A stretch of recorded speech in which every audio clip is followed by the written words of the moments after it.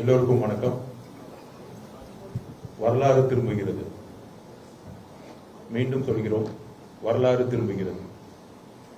அண்ணனுடைய வாழ்க்கையில இரண்டு மிகப்பெரிய முடிவுகள் மிகப்பெரிய சரித்திரத்தை உருவாக்கி இருக்கு. அதுல ஒண்ணு 72ல புரட்சி தலைவரோட இணைந்து 74 எம்எல்ஏ ஆகி 77ல ஒரு மிகப்பெரிய வரலாற்றை புரட்சி தலைவர் உருவாக்கினார், ஒரு தீய சக்திக்கு எதிராக. அதற்கப்புறம் 1989 மீண்டும் ஒரு குழப்பங்கள் தமிழ்நாட்டில் உருவாகிய பொழுது, அப்பொழுதும் அண்ணன் எடுத்த முடிவுதான் ஒரு புதிய வரலாற்றை உருவாக்கியது. அன்றைக்கு புரட்சி தலைவி அம்மாவுடன் சேர்ந்தார்.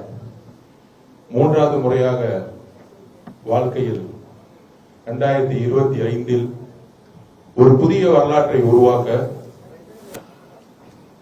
தமிழக வெற்றி கழகத்தில் இணைத்து ஒரு புதிய வரலாற்றை உருவாக்க 2026 தமிழக வெற்றி கழகத்தின் முதல்வர் நம்முடைய தலைவர் விஜய் அவர்களை முதல்வராக்க அடுத்த ஒரு வரலாற்றை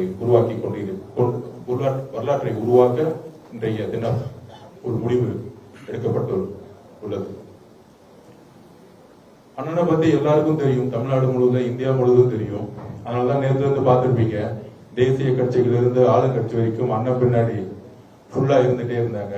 ஆனா அவருடைய முடிவு எப்படி தீர்க்கமா 1977லயும் 89லயும் இருந்ததோ அதே மாதிரி 2026 ஒரு முதலமைச்சரை உருவாக்க, தமிழகத்தின் ஊழல் இல்லாத நேர்மையான ஒரு புதிய நிர்வாகத்தை உருவாக்க இன்றைக்கு எங்களோட இணைந்திருக்கிறாரு.